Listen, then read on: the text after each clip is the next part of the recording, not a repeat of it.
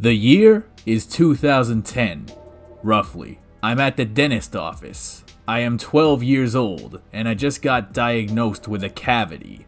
I am now in the waiting room, while the dentist puts a drill in my little brother's mouth. A little angry knowing that I have to come back in a week to get a dumbass filling. And then, I noticed that Dr. Whozits put his N64 in the waiting room hooked up to a dumpy ass CRT with a little game called GoldenEye 007. Before then, I had only heard of this game in storybooks and songs. The entire first-person shooter genre was off limits in our household because my parents thought I would materialize a gun out of thin air and shoot the dentist if I played them. But I'm not in the house right now. I'm at the dentist office, so I had a rare opportunity. I turn on the console. Oh, Jesus Christ, that's loud, turn it down! And I play the first FPS game I had ever played in my life, GoldenEye, for the first time. And I died 4 times on the first level, but immediately I was hooked. That day, I ran home to download a ROM of GoldenEye on the family's PC off of a website called CoolROM, which might not even exist anymore. I fire it up on Project 64. I start playing through the first level. My mom looks over and she says, "Is that a gun in his hand? You can't play that, get that off my computer." Yeah, I still played it though.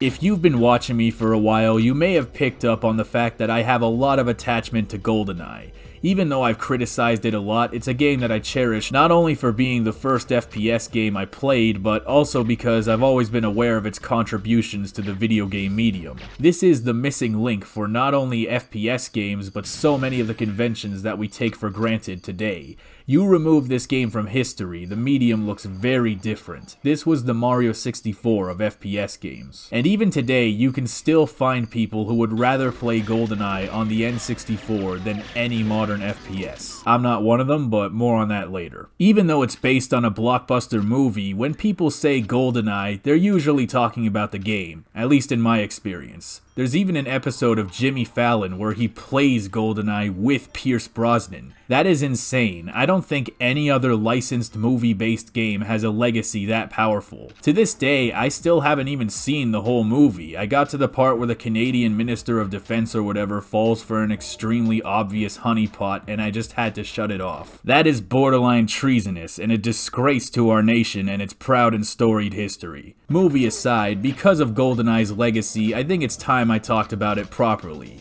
Also, there's some rumor floating around right now about GoldenEye Xbox achievements being found somewhere on the internet, which some people are taking to mean the game could get some kind of re-release this year. I don't know about that, but it means now is as good a time as any to make a big-ass, way too long video on it. So, yeah, go get some drink, get some crackers, and get real comfortable because I'm about to read a very long script.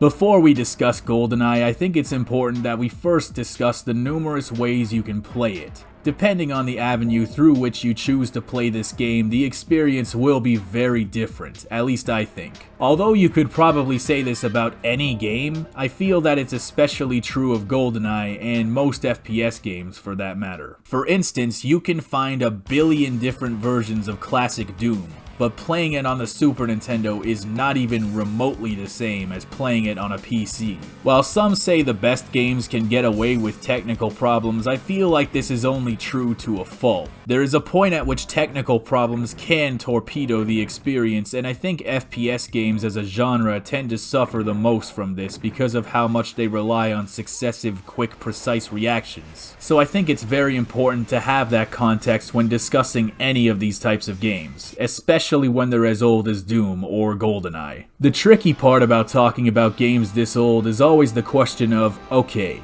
do you discuss it in the context of its release, or in the context of how it holds up today? Because depending on the game, the takeaway may be very different. And because of that, I would like to start by talking about what I believe to be the worst way to experience GoldenEye, which is on original hardware.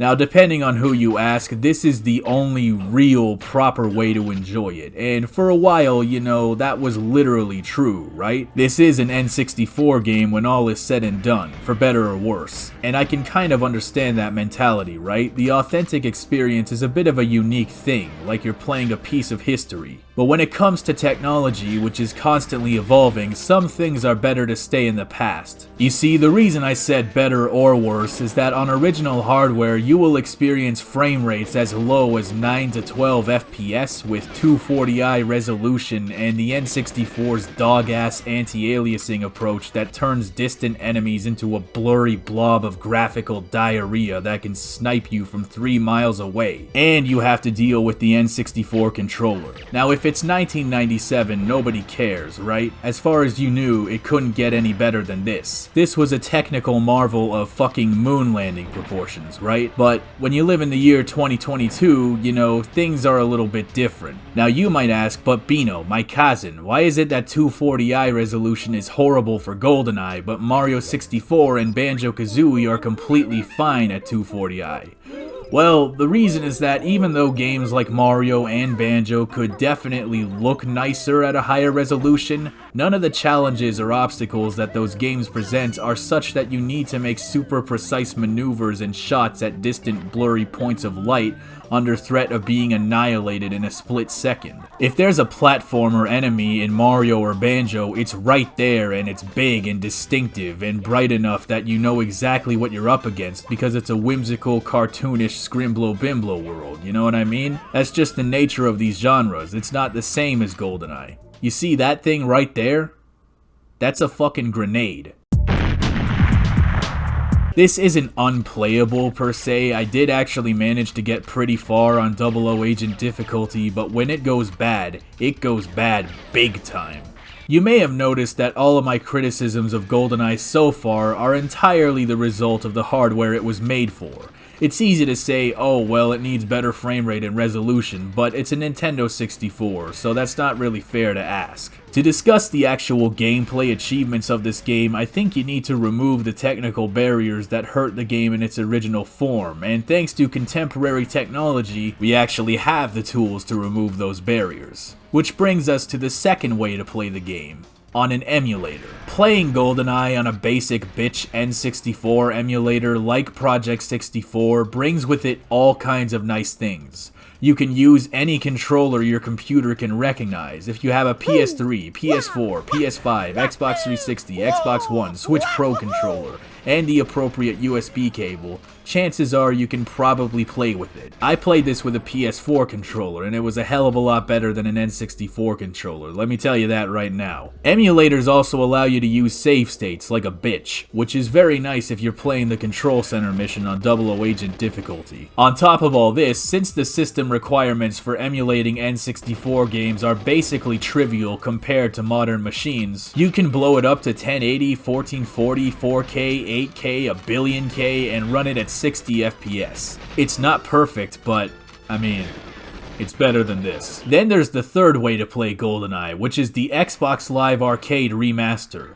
Now, if you've never heard of this remaster, that's because it doesn't officially exist. A prototype was very close to completion, but due to complications with the licensing, it was never released. I can imagine that trying to remake a game originally made for the Nintendo 64 on the Microsoft Xbox 360 by Rareware, who was under Nintendo, now known as Rare under Microsoft, that was originally based on a film by MGM, couldn't be anything but a licensing nightmare. But although it was never officially released, we do, however, have a prototype version of the remake that was leaked onto the internet a little over a year ago, which can be played on an Xbox 360 emulator.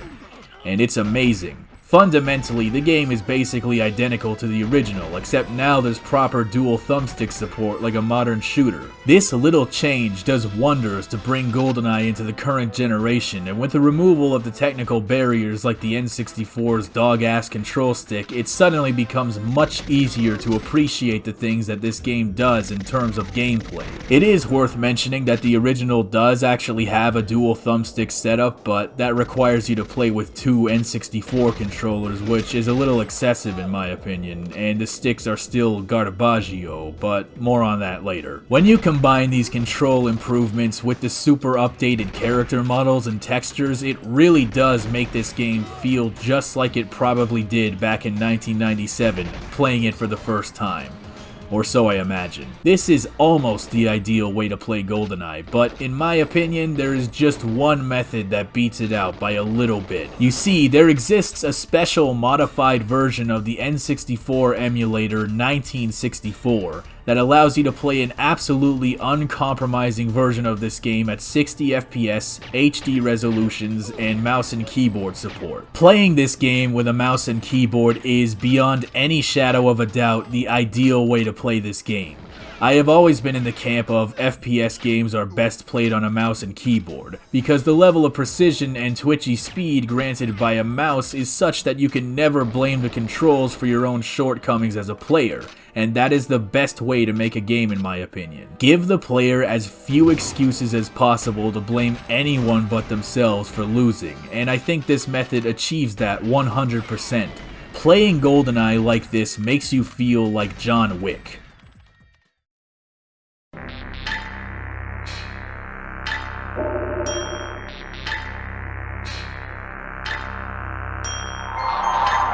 Now you can't really discuss GoldenEye without paying respects to its innovations. This was a dramatic leap forward for the FPS genre and by extension the video game medium as a whole. Even if you think of GoldenEye as nothing more than a relic of a bygone era, the fact is that the things this game did sent reverberations down the lineage of video game technology, and its influence can still be felt today, even in ways you might not actively realize. GoldenEye is a first-person shooter, which means it revolves chiefly around shooting people in the first person.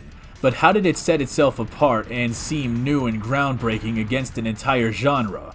Well, up until this point, the FPS games that did exist began and ended at, okay, shoot these guys, then shoot them more, and then when you're done, shoot these guys, and then shoot them again, and then shoot them more, and then shoot them again, and then shoot these guys, and then shoot them again. Now, me, I like that, and I'm not alone in that sentiment. A lot of people still love that style of gameplay, and that's why they're still playing classic Doom to this day, and they still make new games to capitalize on that style. But it can also leave a lot to be desired. Even something as revolutionary and groundbreaking as Doom was referred to by its own level designer Sandy Peterson as nothing more than the computer equivalent of whack-a-mole. So GoldenEye decided to do something new by having all these additional objectives that you're supposed to complete, such as disabling alarm systems, or breaking into secret safes, or meeting with double agents, or downloading secret files, or protecting stupid-ass Natalia while she gets shot by a billion guys and takes forever to reprogram the launch sequence. And it's not like today where you have all these waypoints and markers and mini-maps to tell you where the objectives are, which makes even the simple process of figuring out what all that stuff means on your own a lot more engaging, because you actually have to pay attention to the mission briefings and the level design and its inhabitants, so you can actually accomplish all that you're sent out to do, while also being a fun shooter where you kill dudes with their pants down.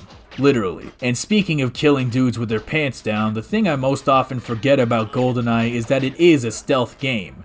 Kinda. You have silenced pistols and melee options and throwing knives to take down all your opponents quietly without alerting the guards around you. You have crouch walking, which allows you to hide behind cover and take shots from a safe position without putting yourself in harm's way. This game also makes use of sound propagation, meaning that if you fire too many loud bullets in rapid succession, the radius of the noise expands more quickly, alerting more of the guards to your position at the same time, which can make for a pretty rough situation. It wasn't the first game to have consideration for sound propagation and gameplay, but the way it's utilized was pretty forward-looking. Security cameras can see you, guards can sound the alarm, and the game will punish you by alerting everyone in the base and sometimes infinitely spawning tougher enemies that take a billion shots to kill. Probably one of the biggest innovations this game had was the consideration for damage variables depending on where an enemy is hit. For instance, shooting someone in the leg does less damage than shooting them in the torso, which does less damage than a headshot. Now, it's a little bit debatable as to whether or not this was the first game to do that. Wikipedia claims the original Team Fortress, for instance, which came out the year before, also had headshots, but I think the further step of limbs and torsos probably made GoldenEye all the more impressive in the long run. And it's one of the things that would carry on into pretty much every future game involving guns and shooting. Then there's the zoomable sniper rifle, which is another thing that every video game ever would end up utilizing.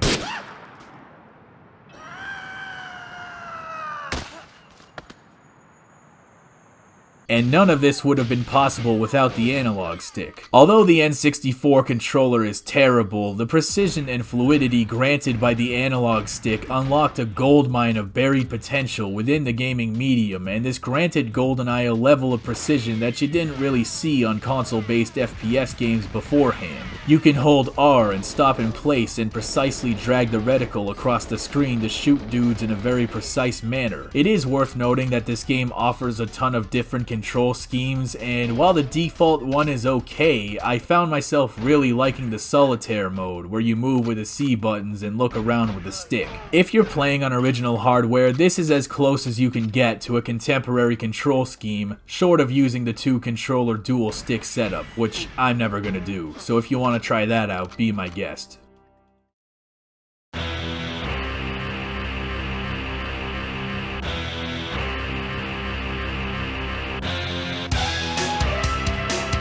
When you're making a licensed video game, a hugely important thing is to really nail the atmosphere of the source material you're trying to adapt. Like I said before, I still haven't seen GoldenEye in its entirety, but I have seen a few Bond films, and at the end of the day, 007 is such a widely colloquial concept at this point that you immediately think of certain things when you hear about it. You think of a really cool dude with a gun and a bunch of gadgets infiltrating an enemy base with really crazy villains like femme fatales who dual wield a P90 and a rocket launcher. That seems highly impractical, but that's just me. Obviously, the graphics haven't aged well at all, which is par for the course with any game that tried to look realistic. All the characters look like blocky mannequins with a blurry 16x16 PNG of a face glued to them, not to mention the horseshit resolution if you're playing on the original hardware. The kissing scene during the credits is kind of uncomfortable and looks like two parking meters came to life and started checking each other for ticks. It ain't exactly The Last of Us 2, but what's cool is that everything that isn't a person actually looks not so bad. It's definitely still dated, but the environments look remarkably naturalistic. The cool thing about GoldenEye's level design is that it feels a lot more like they were designing actual places that could really exist before modifying them to work within the context of a video game. Entering the chemical facility through the vents to the bathroom, leaving the archives by shooting out the window and walking through it, entering the control center through an emulator, it all snaps together and feels complete and cohesive. It achieves a remarkably immersive atmosphere that still feels very authentic to this day. Kinda like Half-Life, which came out a year later. There are 2 levels that you actually revisit later in the game, and it's interesting to see how many things have changed. Although the locations are the same, the feel and atmosphere are completely different. Whenever you start a mission, you're given a folder with all the briefing information from all the different support teams, making it feel like you're an actual James Bond reading an actual James Bond mission. Guns have muzzle flashes, bullets create bullet holes, explosions, and transparent smoke that makes it impossible to see anything. Guns are all relatively nicely detailed. Enemies all have unique animations depending on how they are killed. They'll grab their hands in pain. You can shoot them in the ass and make them jump like a little rat. Sometimes they'll lean up against the wall. The attention to detail with respect to these things is remarkable, even today. I feel like developers will spend so much time making these really nice and rounded character models and pretty lighting and forcing this ray tracing shit all over the place that they just straight up forget the part where they have to do everything else too. Then you have the music. Every song just perfectly matches the pacing and tone of the missions. The sneakier missions will have slower paced, more ominous soundtracks.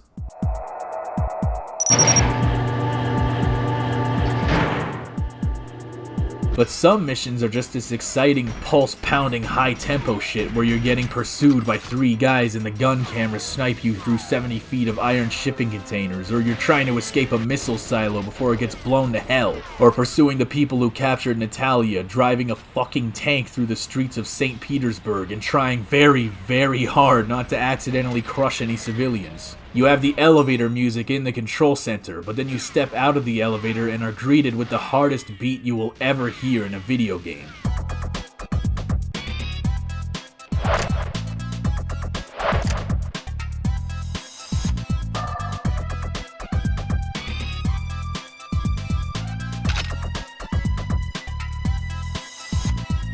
It makes remarkably good use of the classic 007 soundtracks while remixing them to suit the atmosphere and energy of the levels and their context immaculately. And it is pretty addicting to listen to in general, and when you combine this with great sound effects like the satisfying pop of the unsilenced PP7 or the thud of the throwing knives or the popcorn sounds of the the KF7 Soviet, shattering glass and explosions, it's just music to my ear holes. It's not just good, but it's immediately distinctive and recognizable. You hear it and you're like, oh yeah, that's GoldenEye. The funniest thing is the voices. They use some audio library for all the grunts and shouts, but even though these things are used in a lot of other media, whenever I hear it in something else, I just go, hey, it's the GoldenEye voices. I specifically remember an episode of SpongeBob where they used a bunch of those voices, and I was like, hey.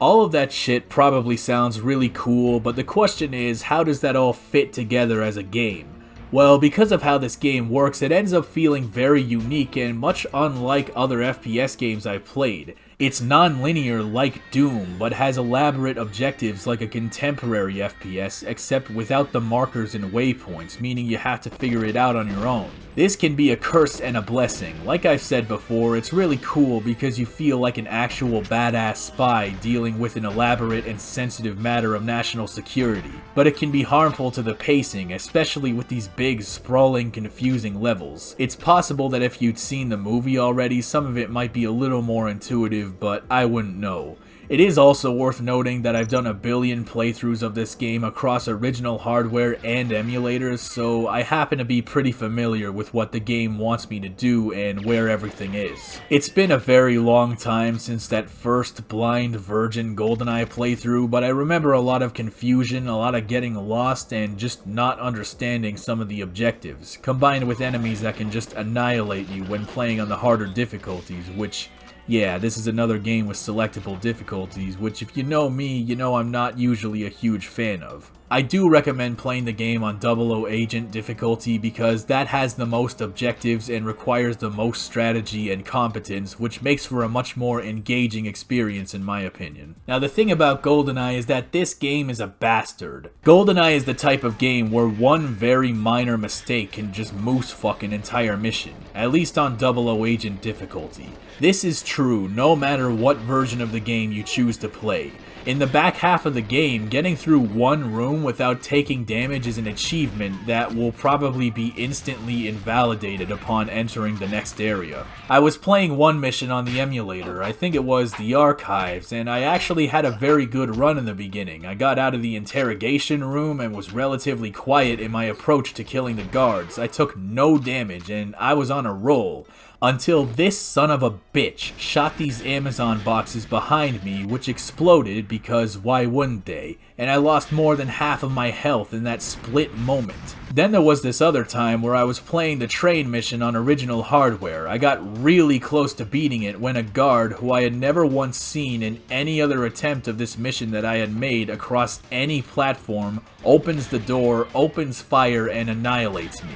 The gun cameras, these were designed by actual war criminals. You gotta understand that this is not Call of Duty where you auto-regen after a bit, or Doom where you can just press every wall until you miraculously find a health pack. There are no health packs in this game. If you get hit, especially early on, that will send massive shockwaves through the rest of that run, and you just kinda gotta deal with it. There is body armor in some missions, which does kind of act as a second health bar, but it's not enough to save you if you're having a really rough time. And remember, this is 1997 we're talking about, so you're not getting any checkpoints during the missions, even if you think you deserve them. This is a surprisingly methodical game that requires slow and careful consideration for almost every single situation.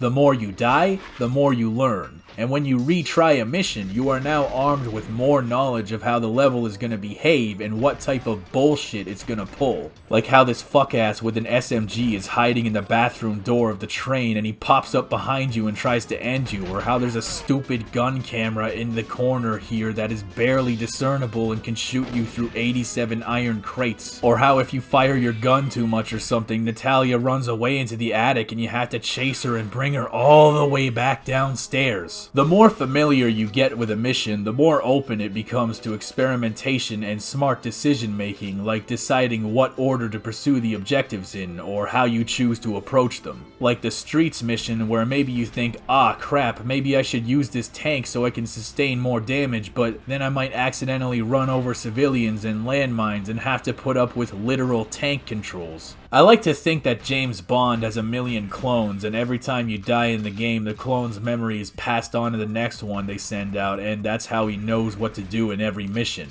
I don't know, but it's fun to think of those things. Playing on original hardware, this game is a son of a bitch, but barring the technical issues that drag it down in that context, I'm actually surprised at how polished it is. Does it have highly intelligent enemies like the back of the box says? Yeah, not really, but on the whole, it actually works. It works well. The lack of checkpoints and waypoints and the consistency of dick smash moments make it a lot more frustrating when examining it in a modern context, but at the same time, this is a game that doesn't play like anything else I've really seen, and the removal of those technical barriers makes it a lot easier to appreciate today. Is it one of the best FPS games of all time to this day? Yeah, I don't know about all that, but it's definitely unique, and I think it's worth playing not only as a piece of history, but also as something that's just a little bit different.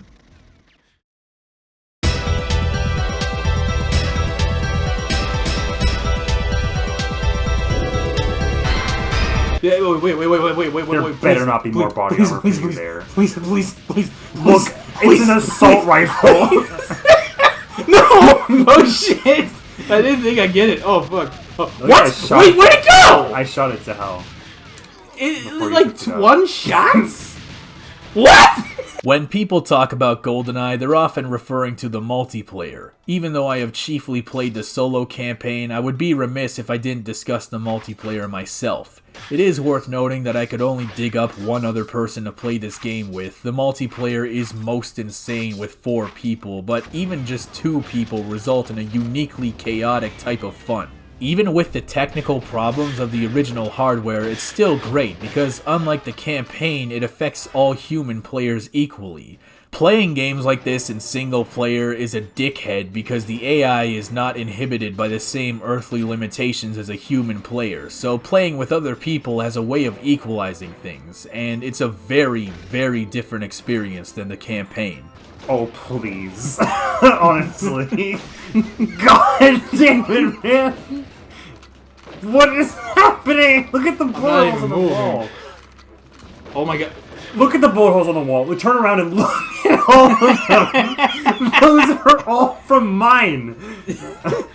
You're standing still. There is a level of chaos and insanity that is present in GoldenEye's multiplayer that you often just don't find in a lot of contemporary FPS. Go play a round of Call of Duty and it's all like, okay, here's 2 guns, so go find the other guys and shoot them before they shoot you. But then GoldenEye's all like, actually, how about you start out with no weapons, so every mission starts with the players running around the map like a little rat just frantically looking for body armor and guns and shit, and then one of us starts camping on top of the Cougar Magnum and the body armor like an asshole while the other guys just desperately try and get rid of him. You never give up, James Bond.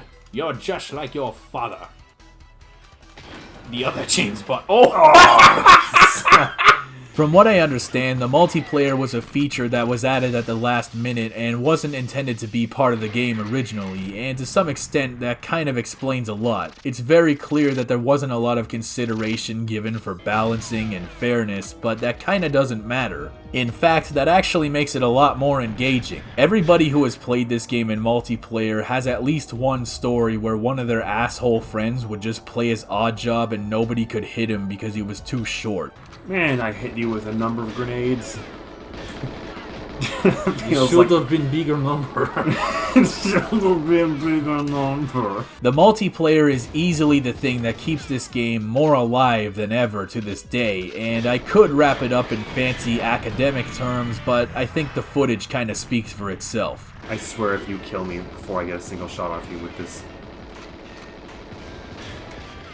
This is I you had can't to do I had this. to do it to you. GoldenEye hasn't aged gracefully in every single respect, but it still remains a remarkably unique and engaging game in single player and a fucking bonkers, chaotic party in multiplayer. It feels cool to play, the atmosphere is surprisingly polished, and now that we have the technology, you can experience that great stuff without being bogged down by the technical inadequacies of the original. It might not be the best game you can play today, but if we're talking about movie games, it's up there. It's a piece of gaming history, an experience unlike a lot of what came afterwards, and probably still the best 007 game out there. It is not perfect, but it is very easy to see why it has endeared as long as it has, in spite of its technical bottlenecks. Well, that was certainly something. I think we learned a lot, chiefly that GoldenEye is fucking bonkers. I learned a lot about myself. Yeah, what did you learn? I don't like GoldenEye.